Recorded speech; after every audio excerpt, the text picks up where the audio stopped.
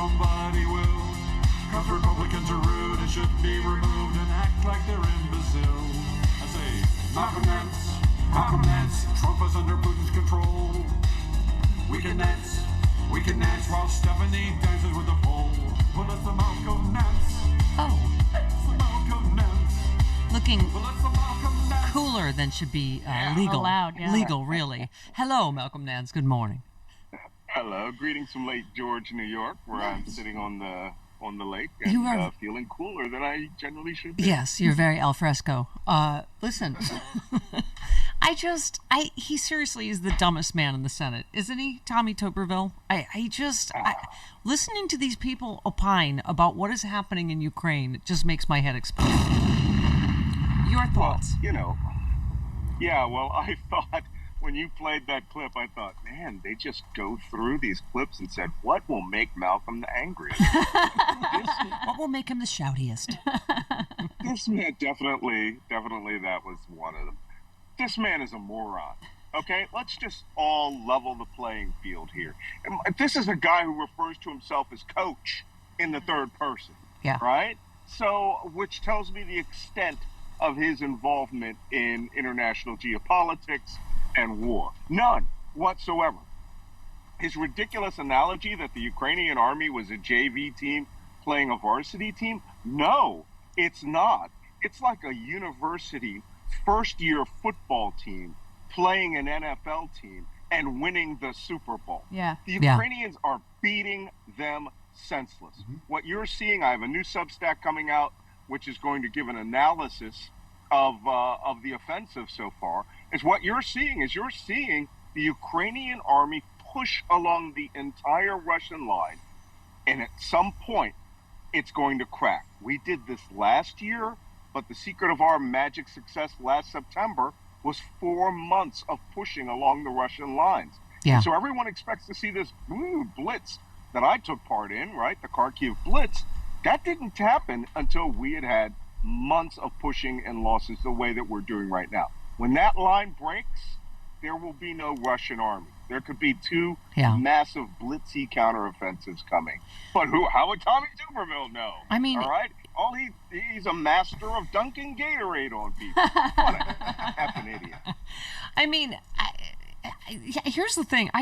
You must have acid flashbacks to all of your previous books when, we just did the story a couple days ago about how, intelligence analysts are saying Putin is counting on Trump to win again so that he will just give him Ukraine. That is part of his war plan. Run right out and buy Plot to Destroy Democracy. It's actually now my best-selling book, and it literally outlines how he planned all of this for 2016. And then it worked again in some ways in 2020. It is important for Russia to have Donald Trump and the now completely radicalized pro-Moscow Republican Party on his side. Because what's the fastest way to defeat Ukraine? Turn off the ammunition coming from the United States. Change the entire administration. Withdraw the United States from NATO. He tried to do that, by the way. That was his plan. He actually told the president of Sweden he wanted to withdraw the United States from NATO. He is going to come through like a drunken monkey with a machine gun and mass murder every good thing Joe Biden did and attempt to hand Ukraine to Russia. Putin is counting on this. And speaking of acid flashbacks to 2016 and everything you wrote, I mean, if RFK Jr. isn't the Jill Stein, it's the same movie, just change the characters' names. I don't know if you saw his tweet recently or what his statement about that. It's something that just didn't happen. It was like Russia, agreed to pull back to pre-invasion lines if Ukraine, blah, blah, blah. And it was just something absolutely that didn't happen. That was just propaganda. Oh, my God. Look, Robert F. Kennedy Jr. is the Tulsi Gabbard of Jill Stein. Exactly. Yes, all right? Of Susan Sarandon. There's an entire pantheon of crazy people who have all been recruited by Republicans. Hey, Democratic Party, hire me, okay, and I will come through and start vetting candidates on what they are and what they're going to do. Everyone knew that Robert F. Kennedy Jr., he's been recruited by Roger Stone and Steve. Yes, all the same characters in your first book. They're all there. The Kremlin crew is what we call them in Plot to Hack America. They Yeah. are all there. They have brought this character out who has disgraced his own family, disgraced his family's name, been rejected by his own kids. One of his son fought in the International Legion in Ukraine and disavowed his own father. Yeah. So all I'm saying is that Robert F. Kennedy Jr. is nothing but a bugaboo that has been put in to split up Democrats. And I know some Democrats who have already said that, he believed Robert F. Kennedy Jr. Then again, these were insane anti-vaxxers that I had stopped speaking to. Yep. Okay, because this man also believes that the vaccine, Wuhan virus, COVID, was a weapon that was developed that wouldn't infect Chinese and Jews. He's a racist. He's a divisive figure who has been put in to supposedly be the alternative to Joe Biden. I'm super supporting Joe Biden now. Yeah, exactly. Right? I'm telling you. There are no other candidates. Let me just see how this all ties together, because Senator Tuberville is, of course, stopping all, is hurting our military readiness because of the anti-choice nonsense. And as you always shouted us about voting, and look at Ohio. You retweeted someone that said, just got a text from a college friend in Ohio who has never voted, but said she and a group of her friends just voted in Ohio's special election, and they all voted no on issue 1. This is what Republicans are scared of. Gen Zers are fired up and turning out and will save Ohio, as they did by, 30 points yesterday. That's Victor Shi. That's a young guy. If you aren't following him on Twitter, he's on the show all the time. Yeah, absolutely. Yeah, he's the voice of Gen Z, and that guy's got a handle on it. Yeah. He was not joking. But expect the Republicans now to go after colleges, because he said at Ohio State University they had 98% turnout in favor and urban of areas. Rejecting the referendum. They're going to do everything they can to suppress the vote. They're going to cheat. They're going to cheat because they can't win on any policies. And Ohio is now a bellwether. Ohio was always it used to be a purple state, was a blue state at one point. Then now it's gone bright red, and to the point where the legislature can't do, you can't do anything if you're not a Republican in that state. But now look what happens when the measure is abortion. This is going to push over into 2024, and they're terrified. Yep. As we were saying, Rachel Bittencofer said, they destroyed Roe, and now Roe is going to destroy Republicans. And it is in state after state. Yeah. I want popcorn chairs. I want to be in the chair for that one, because they wholly deserve to be destroyed. They don't represent anything. They're not a political party. They are a chaos agency. They're a weapons crew designed to destroy the American Republic. Yeah. So, Malcolm, obviously, we certainly have the feel that justice is coming between, everything that's happening. And it looks like Georgia now is going to be next week. But, we have J6 indictments. I don't know if you just saw that. It's hard to know what's a bigger smoking gun. You're like, another one that they wrote all this down, this memo that we just found, the New York Times scoop, that they wrote it all down. Yeah. This illegal coup. You can't have a conspiracy without a PLAN. And these people are not the brightest tools in the shed. So someone, and I've been saying this for some time, there will have to be documentation. The contemporaneous notes that people took, whether it was on phone calls, with quintuple exclamation points, "We will take back America," had to have been written down somewhere.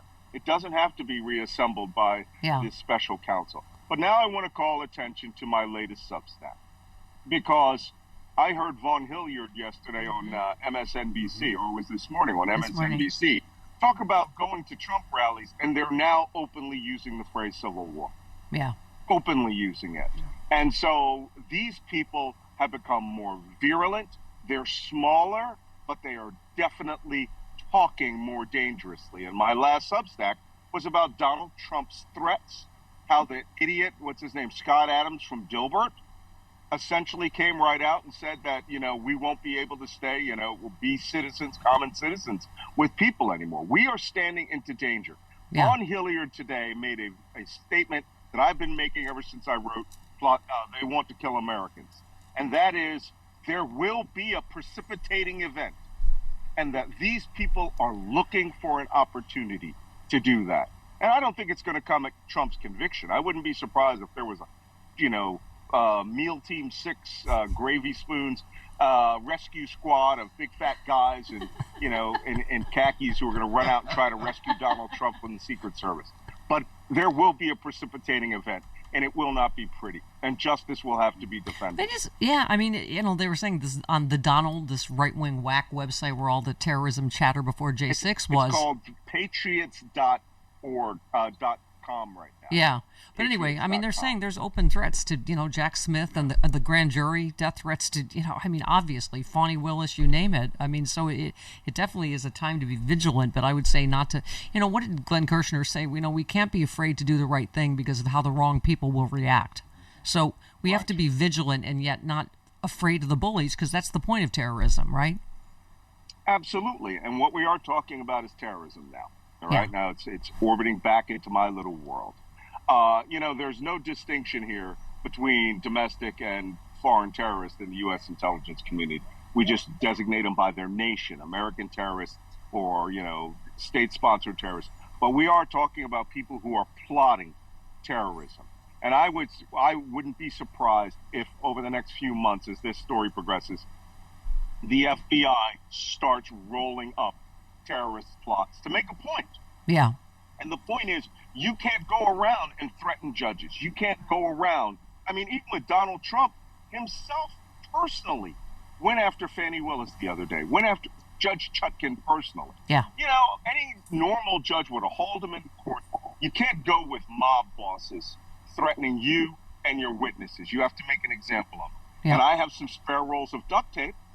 Okay, wants to impose a gag order, and also but it has to be done. Speaking of justice, now I don't know if Alabama riverboats fall under the Navy, because I know you're a Navy man, but the Bama beatdown. I'm just saying, the 3 white guys have been arrested. I never laughed so hard at the video of the Bama beatdown, which was dubbed over like a WWE. Yes.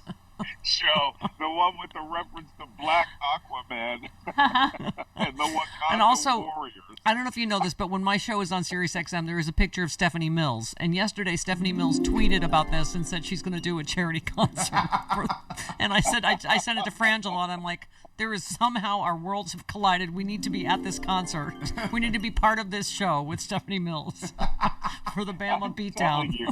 Go watch that video with the WWE, with the WWE, because one, it puts it into a better perspective, because it explains how these guys came out and they started beating that security guard who threw his hat up in the air as some sort of bat signal. Yeah. And had a 6-on-1 on him, including the women. And then, as they describe it, the Nation of Domination and the Wakanda Warriors all showed up. My favorite line is when they go up to him on the boat and they're trying to talk to him, and the one guy goes, "I'm the captain now." All right. Love you, Malcolm Nance. See you next week. There we go. 48 minutes after the hour. Oh, yeah, speaking of Bidenomics, this